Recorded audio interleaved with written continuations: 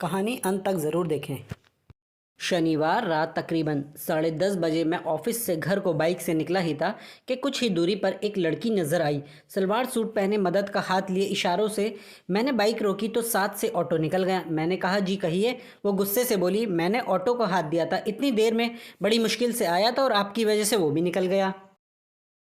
मुझे भी बुरा लगा। सोचा इतनी रात को अकेली लड़की मेरी गलतफहमी की वजह से परेशान हो गई। मैंने तुरंत माफ़ी मांगी और लिफ्ट के लिए पूछा। उसने साफ मना कर दिया।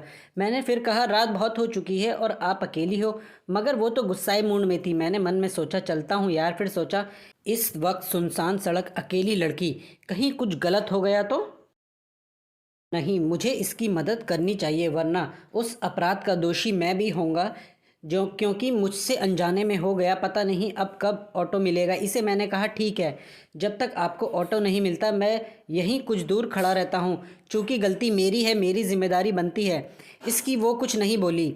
ऐसे ही तकरीबन आधा घंटा और बीत गया। समय 12 के पास हो गया।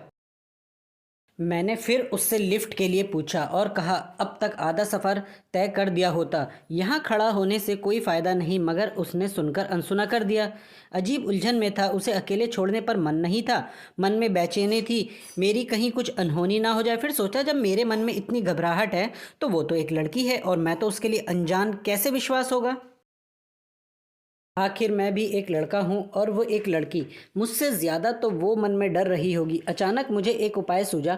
मैंने कहा देखो, मेरे घर में भी तुम्हारे जैसी एक छोटी बहन है और तुम भी बिल्कुल वैसी हो। मेरी मानो, यहाँ इतनी रात को अकेले रुकना ठीक नहीं है। प्लीज़ मेरे साथ बाइक पर चलो, जहाँ तक तुम्हें अच्छा लगे। मेरे इन शब्दों से वह कुछ राहत के मूड में आई और बोली आप जाइए, मैं कोई ना कोई उपाय कर लूँगी।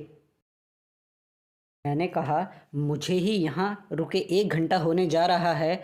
ऑटो तो दूर, आदमी भी नज़र नहीं आ रहा। प्लीज़ चलो। मैंने आपको अपनी बहन बोला, फिर भी आप मुझ पर शक कर रही हो। मगर उसने फिर से मना कर दिया। तभी मैंने अपना पर्स खोला और उससे बोला देखो, इसमें मेरी फ़ोटो है, पहचान पत्र है, ड्राइविंग लाइसेंस है, आधार कार्ड है। इसे अपने पास रख लो। जब अपने घर या किसी सुरक्षित जगह पहुँच जाओ तो लौटा देना। उसने पर्स में आधार कार्ड निकाला और पढ़ा समीर, हाँ मेरा नाम है। देखो अब प्लीज़ मना मत करना। तुम्हारे घर में तुम्हारे मम्मी पापा भाई बहन इंतज़ार करते होंगे।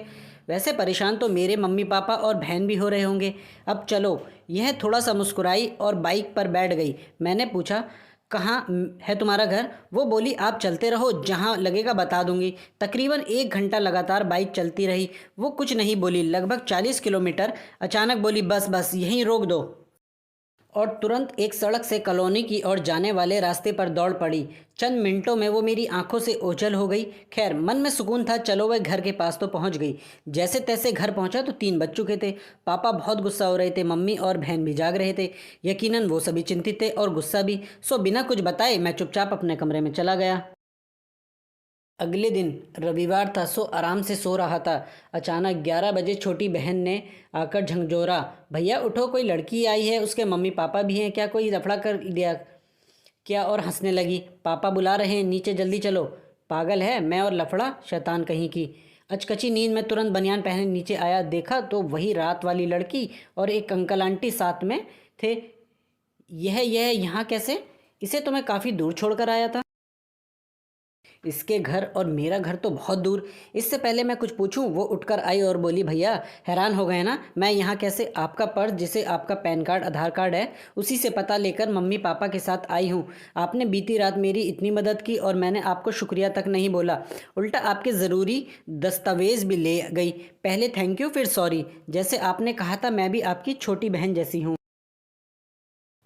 इसके बाद उसके मम्मी पापा ने मुझे ढेरों आशीर्वाद दिए और काफ़ी देर तक वो मेरी तारीफ़ करते रहे। फिर उसने यहाँ सहपरिवार आने का निमंत्रण देकर वह लोग चले गए। उनके जाते ही पापा ने मुझे सीने से लगा लिया और कहा मुझे गर्व है तुझे पे समीर, यह कि तुमने एक अच्छे बेटे वाली बात मगर रात को ही बता देता तो अच्छा होता ना, बेकार में तुझे डांटा मैंने कहा पापा आप भी तो मेरी भलाई के लिए ही चिंतित थे।